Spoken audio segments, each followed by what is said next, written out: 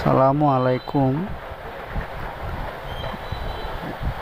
আমরা আছি এখন আলীকদম বাস টার্মিনাল এবং এখানে অনেক রকম